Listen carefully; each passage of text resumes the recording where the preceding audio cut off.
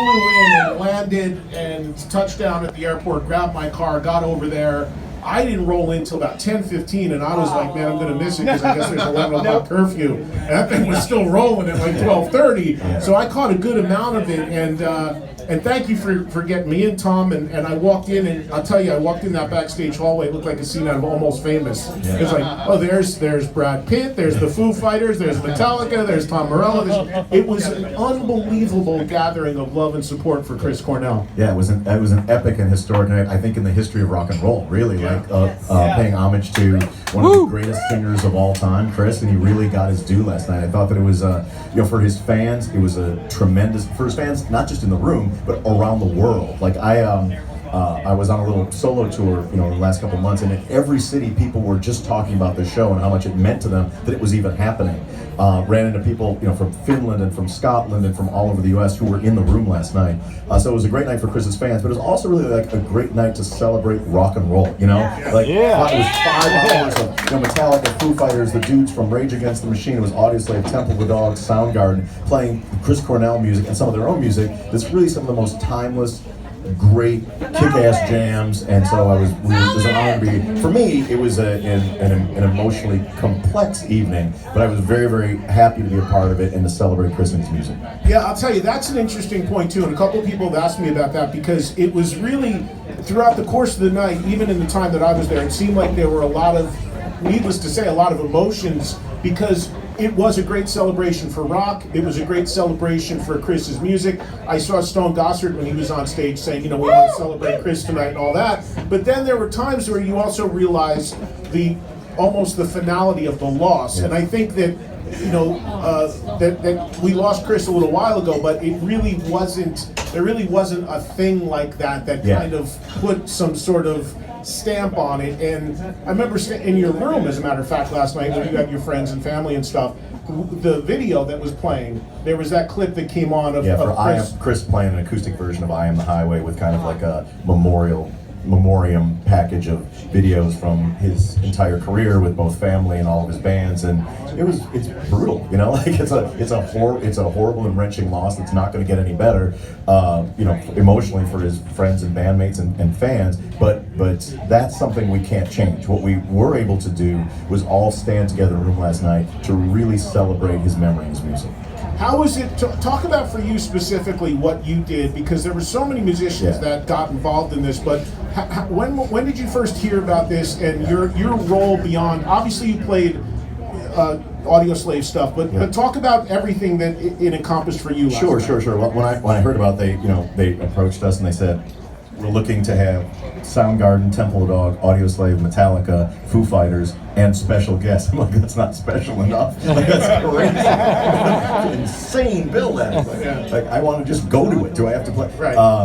And then we had to figure out what we were going to do, and it's one of the most challenging memorial shows in history because people have to sing Chris Cornell songs, which are he has an incredible range and sort of nuance to his voice, which is very, very difficult. So when we put the Audioslave set together, we played Cochise with Geezer Butler on bass and with Perry Farrell singing, and it was really important. First of all, Geezer is just awesome. He'll be here shortly. The greatest, and to have Geezer, who for the first time I picked up a guitar.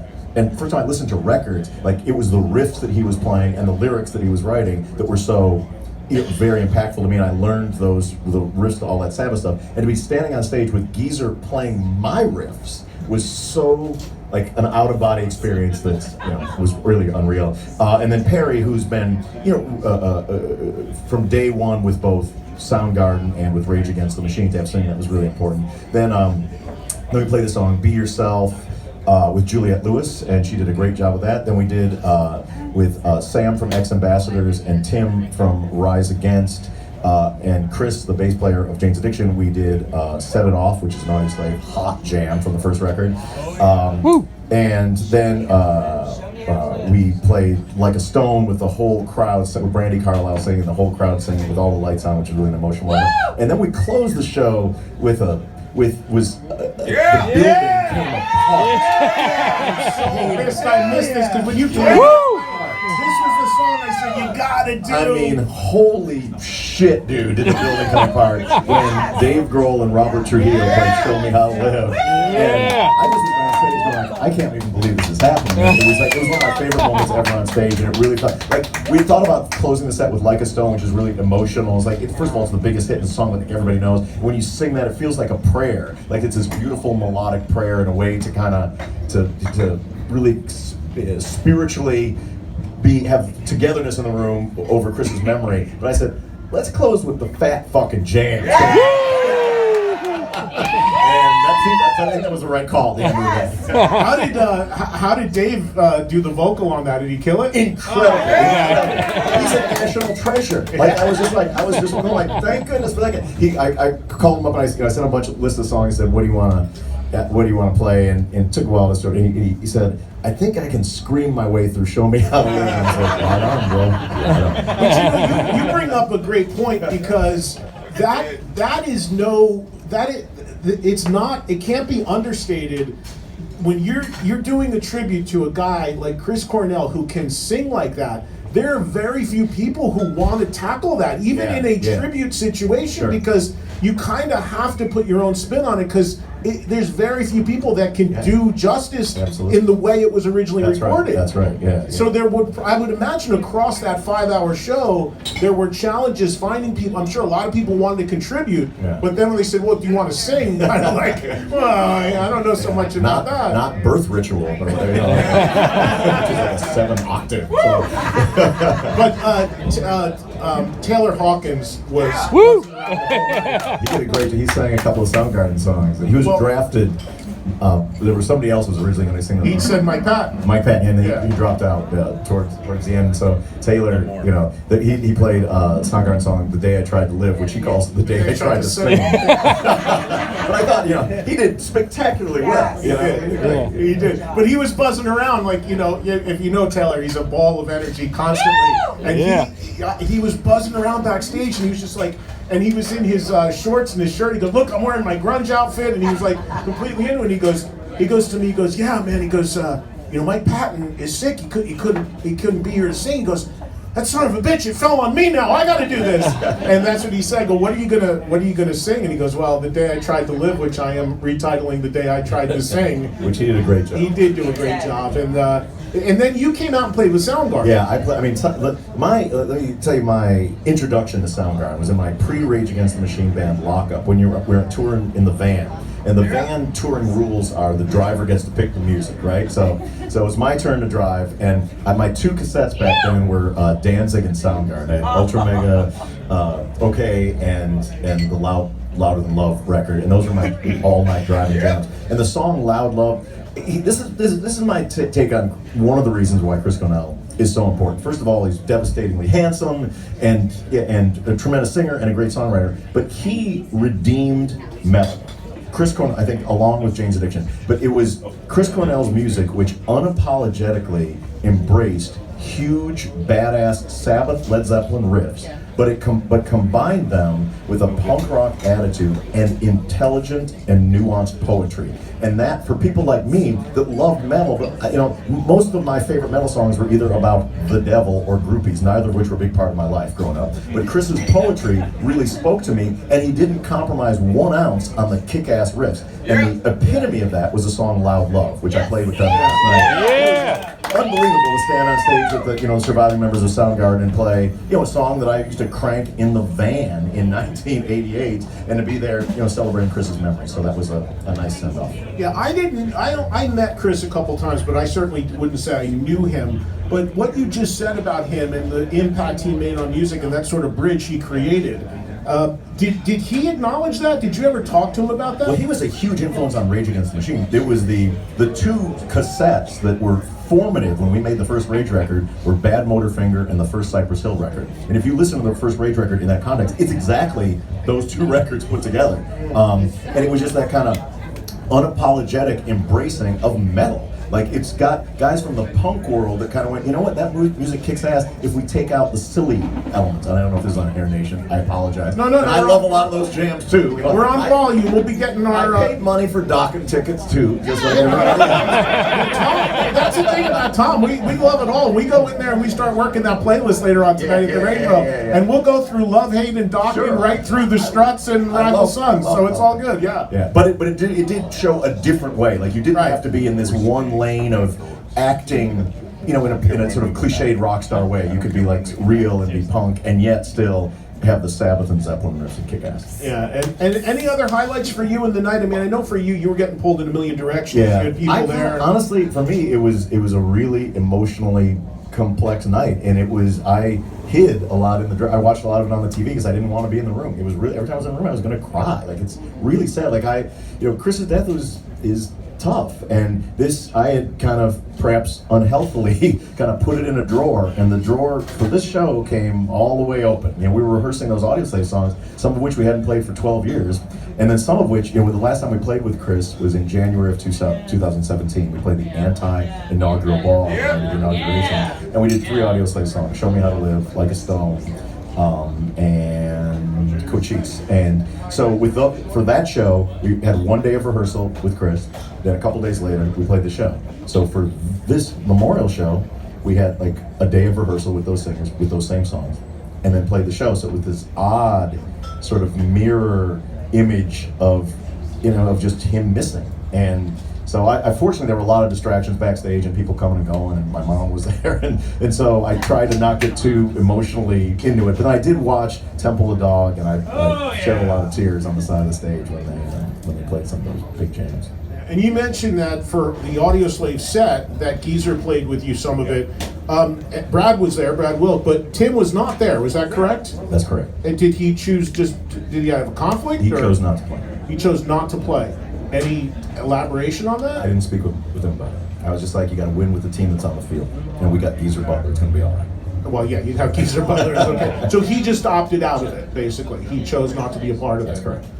Interesting. Okay. So, and for you, playing Audioslave again, revisiting that music. You mentioned you'd done that for that one show, but those are some jams. I mean, you know how much I love that stuff. I mean, it had to feel good. It felt you know, you wish you didn't have to for that reason, right? But for you to revisit that music in that way, and play that stuff again. It's bittersweet though. It's bittersweet because like those songs, you know, listening to those songs and learning from the record again. I remember making the record, and you know, the last time I saw Chris was that night in January, and the last thing he said to me was, "That was such a great time. We should do this again real soon." You know, and thought there'd be more Audioslave coming, and then this was it. And it's wow. So there was a chance you felt pretty strongly that after coming off of that he could have maybe had another run with Audioslave. For sure, we were all all down to do it. We had such a great time. It was really great to reconnect and to play. So, how did you first meet Chris Cornell? Well, I met first. Well, I just kind of seen him around, you know, like we had crossed paths on Lollapalooza. But when the first real serious meeting was when Rage broke up in 2000. Tim and Brad and I knew we wanted to play together, and we knew we wanted Rick Rubin to make whatever our next record was. So we spent a lot of time over at his house and listening to CDs, and the one that we kept returning to was Bad Motorfinger, and just we're like, man, that guy's, it's just, his voice was incredible, like the songwriter was incredible, and it was also like kind of scary. Like there's something about it, like something not entirely right that was very appealing. So Rick and I drove, at the time Chris was living in Ojai, which is about an hour and a half north of here. And so Rick and I drove up there. Now Rick doesn't drive anywhere for anything, okay? He's not going anywhere for anything. So and when he does, it's like in a Rolls Royce inside another Rolls Royce, you know? So he's driving up there in my Chevy Astro van, you know, to Ojai. He was like at a convenience store, like for the first time in 40 years. I'm like, yeah, they have M&Ms due to this. So he was outside the bubble, right? Which meant he was serious about it. So we drive up to Ojai, and the skies are darkening, and Chris, of course, lives on the last loneliest mountain up the wooded path, and it's it's dusk is falling. We pull into this kind of Spanish style castle at the very top. Sounds like you're going to Harry Potter or something. Yeah, or Transylvania. Right. And we pull in, and there's some motorcycles in the driveway, and this kind of long, winding stairway that goes up to this gilded door. And then we pull in, and we're kind of looking at each other. And I swear to you, straight out of the Addams Family, that door opens like with nobody opening the door. Like the two doors open, and out. Chris was 6'2" something. His lanky frame. He comes out and he starts, sort of taking these long steps, down the stairway. Rick Rubin turns to me and goes, "Let's get the fuck out of here." He's like, "Nope." Did Rick know him? We were scared to death, like Dracul was coming down the stairs, man. But Rick, our souls were at stake. Rick had no real history with him? No, we knew him. But anyway, fortunately, we got over our childish terror, and we had like dry ice on the stairs. It was totally terrifying. But I mean, Chris had a presence that was, part of it was like he'd be sitting there and having a good laugh. But there was a side that enabled him to tap in to those lyrics that were so compelling in a way. And I said it last night from the stage, and I'll say it again that celebrating Chris was a great father and a great bro and a great philanthropist, but he had a he wrestled with demons his whole life. But he took those demons by the collar and he rode them like a motherfucking chariot of lightning strapped with Marshall stacks to make some of the greatest rock and roll. He harnessed it in a way that for 52 years, it's what he tapped into that is a crucial part of what made him great. And so that's one of the things we were honoring last night too. It's not like, it's not like, oh, if only he had just been a cheery dude the whole time, you wouldn't have had the tremendous music that he made. So you get past the whole dry ice in this crypt of seeing him. And we had a great conversation. And then you have a great conversation. We just decided to jam. And so we came down, and it was Chris had made the Euphoria Morning record, but he hadn't sort of been touring or anything for a while. And he was what he wanted to do was he's like, I just want to sing. I want to write lyrics. I want to sing. Because he had been a principal sort of musical songwriter in Soundgarden. Right. And he was like, I want to sort of be free of that. And we're like, well, great, because we've got a lot of ideas. And he didn't want to play guitar. He didn't want to play guitar. He wanted to sing. He was just like, show me some music. And the way that, and for us, it was great because in the 4 Rage Against the Machine records, there are exactly 0 chord changes. Like it's the James Brown formula. It just keeps coming back to the one. It's relentless, the riffs and the grooves. And so with Chris's melodic vocals, it was a wonderful challenge for us as musicians to make a musical backdrop that would allow him to shine. So it pushed us tremendously as artists to create, songs like a Stone and songs like I Am the Highway and some of the other stuff that were well outside of what we had done before. And it was one of the most fertile musical periods of my musical life was when we made the debut Audioslave record. But that's interesting. So the way you made those records with Chris and what he wanted to do is he wanted to just be the singer and lyricist. Yeah. And he didn't want to play guitar, and he wasn't involved in the writing of the music. He didn't want to do it. Sometimes we'd be like, I'd put a guitar and I was like, give me a spoon, man, dude. Right. he's like, I'm cool. He did write some of it, like for example, the bridge of Like a Stone is his. And to this day, like last night on stage, I always have to, because it's the way that he had a sort of a deep chordal and Beatlesy backdrop, which is very different from my world, and so some of his writing was very counterintuitive to like how my fingers go. So every single Audioslave show, including last night, I have to have a cheat sheet of the chords of the bridge of Like a Stone on my amp because I can never remember it. Wow. It was it was special to. I mean, I'm bummed that I got there too late to unfortunately hear that set, but. Everyone was raving about it, and everyone was talking about Dave Grohl singing "Show Me How to Live" and you guys firing that stuff up again. It was really a special night. Do you know? I'm not sure. Was it filmed or recorded? I don't know anything about that. I mean, I would hope somebody did. I know they certainly filmed it for the screens, but I don't know that.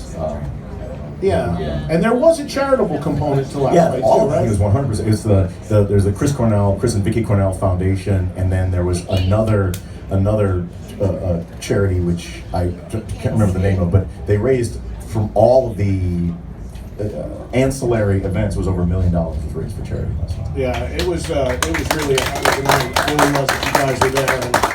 And it was a night that I think a lot of people didn't want to end, especially Lars Ulrich, who I still think is there back in the hallway. And Metallica came out, by the way. Yeah. They played a couple. They played a couple of deep, tracks, right? super deep Soundgarden cuts, and then they played Master of Puppets and For Whom the Bell Tolls. I love it, like Metallica, like, it's the Chris Cornell benefit show. Here's Master of Puppets. Why? Because it kicks ass. You want to hear it.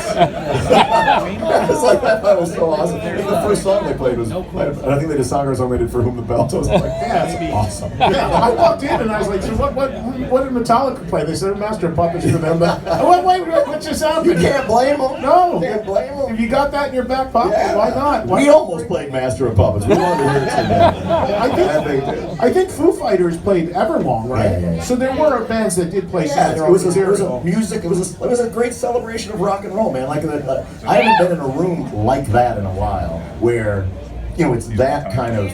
It felt like like a Grammy performance or a Super Bowl performance, but one that didn't suck.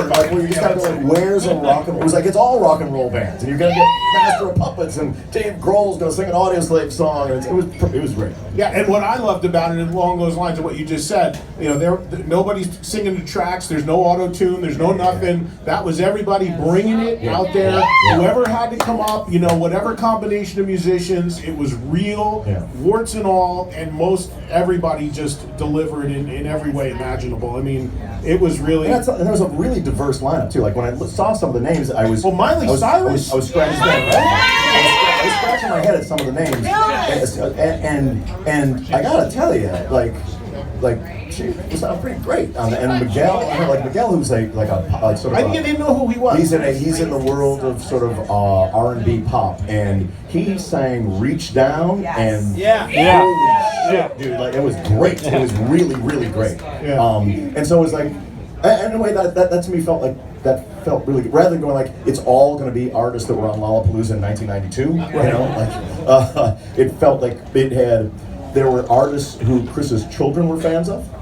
Which I think was one of the things that was important in the composition of it, and artists who have known Chris for a very, very long time, and it was a really great night. And the other interesting thing about it too is that speaks to and shows the range and impact Chris Cornell's music had on people. The fact that you could have obvious guys like Metallica, Dave Grohl, what have you, and then you could also have Miley Cyrus and Brandi Carlile and some of these people. Brandi Carlile was great. Like I played a show with her, but I was not like my wife's a huge fan of Brandi Carlile, and I was not deeply familiar. But I don't say perhaps the Dave Grohl moment. I was saying my highlight of the entire night was we rehearsed all the songs back because we didn't have that much rehearsal for these, and everybody's schedules were pretty chaotic. So we did like acoustic rehearsals in our dressing room. The dressing room's filled with people chattering. The show's on the TV loudly. We're kind of in a corner rehearsing the songs with everybody. And we did Like a Stone with Brandi Carlile. And if you're at the show, at the end of it, we sing the Like a Stone chorus, and then it drops down and the crowd sings it like sort of prayer-like, and then the house lights come on and the whole crowd sings it super loud. Well, we did that in our dressing room, and everybody who was in the room, who was doing all the chitter-chattering, everybody stopped and sang. And it was so beautiful. Like it really felt like Chris was in the room for that. Yeah. It was pretty cool. We got to get to a break, and we'll spend some more time with Tom here in this first hour.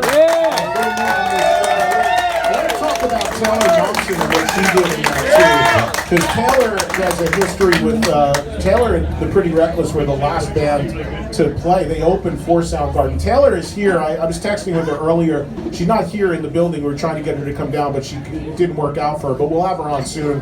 And she's a friend, and I was really glad she got to be a part of that because she was an enormous and is an enormous Chris Cornell fan. And the Pretty Reckless opened the last ever Soundgarden show the night that we lost Chris, and there's a backstory there that's pretty amazing. So it was great she was a part of it. We'll talk a little bit more about what went on at the Forum last night for the Chris Cornell tribute. Tom Morello is here. It's Eddie Trunk. We are live at the Rainbow. Next Forum is coming. Steve Stevens is calling in. We got a lot going on. LA Invasion #5 is underway. Coming back with more next.